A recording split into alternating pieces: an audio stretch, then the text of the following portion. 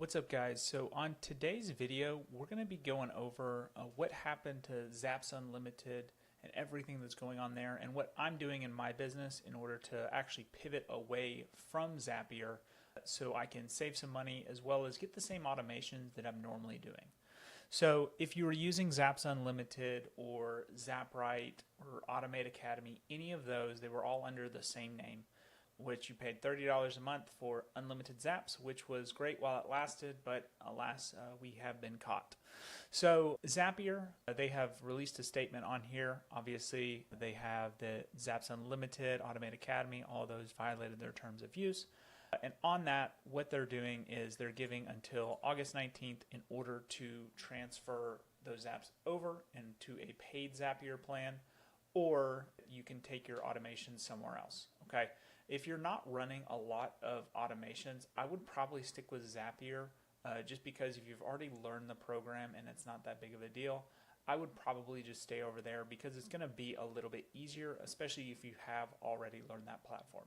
Now, if you are starting to run more and more automations and you kind of want to be looking at the future, I would be looking at a couple different options just because Zapier is a lot more expensive than a lot of the other competitors. Now at $30 a month, it wasn't that bad, but depending on how many automations you do run, you're going to be looking at hundreds of dollars a month, which is substantially more than what it was originally.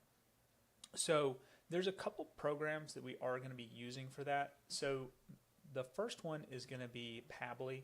So Pabbly, I like Pabbly. Pabbly is nice because they have a one-time fee that you can pay on here. So if you want the free one, you can have 100 tasks per month. $40 a month is going to be 32,000 every month.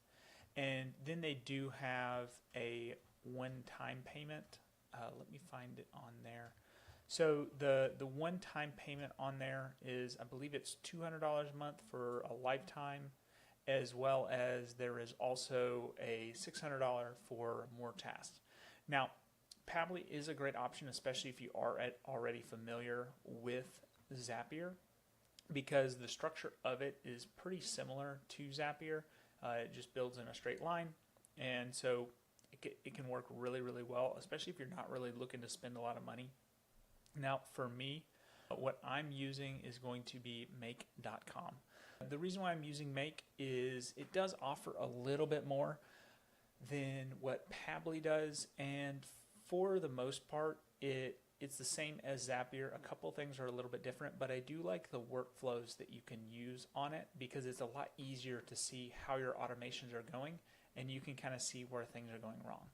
So as for Make, a lot of you guys can just get away with the free version, especially if you're only doing 1,000 tasks per month.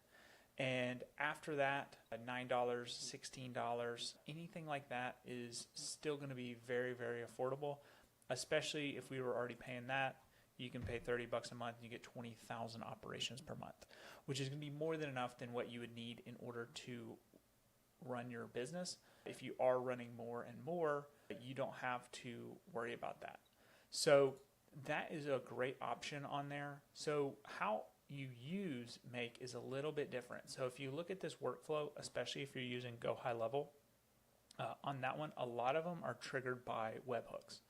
So if we're starting off an automation in order to trigger it, we're going to need to use webhooks and not the Go High Level native in there, because that one can only track opportunities and when it's moved in that. And if we're looking to actually utilize it, the easiest way is to actually set up just a webhook in order for that to run. So an example of a webhook would be on this one, it's an automation. So the trigger is going to be a tag that is placed on it. So in one of my other automations, it does mark it as sold. Once it is marked as sold, then it's going to fire off a webhook.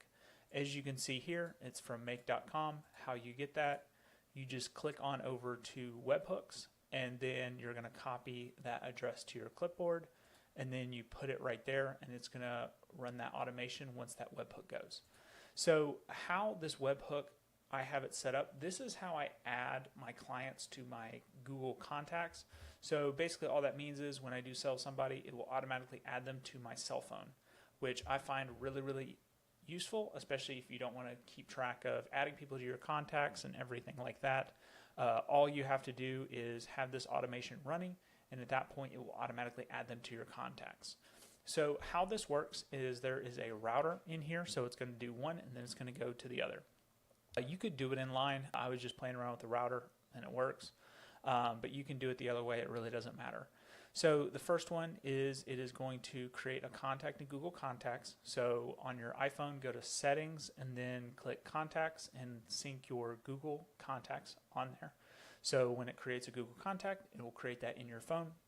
And then the next one is going to be my Notion database. I do have a video on this on how to keep track of your clients on Notion. This one just automatically triggers, and so once it creates the contact, then it's going to pull all the info, put it in that database. The reason why I put it in a database and not just only in Go High Level, I do find it very helpful just to have a spreadsheet of all your clients, just so you can keep track of all their policies and everything just on one sheet. While Go High Level, it's going to give you, your deal value and stuff like that, which is nice. But at the same time, I do always like to have, in the event if something does happen and I do change softwares, that I always have Notion, and this works on the free version of Notion. So if I do change softwares, I always have access to my book of business, and it's never behind like a paywall. You could do the same with Google Sheets, however you want to do it. But I do find that helpful just so that I always have control over my book of business, so I don't run into any hiccups if I do change CRMs down the road. All I have to do is at least I know my book of business is always with me. So that's what I'm doing after the Zapier crackdown that did happen. So if you guys have any questions, or if you have any automations that you want to see done on Make.com, or if you have any questions or any automations that you do need help with, just leave me a comment below, and I'm more than happy to shoot a video on that and kind of show you guys how that works. So please like, subscribe, and there'll be a new video next week. Thanks.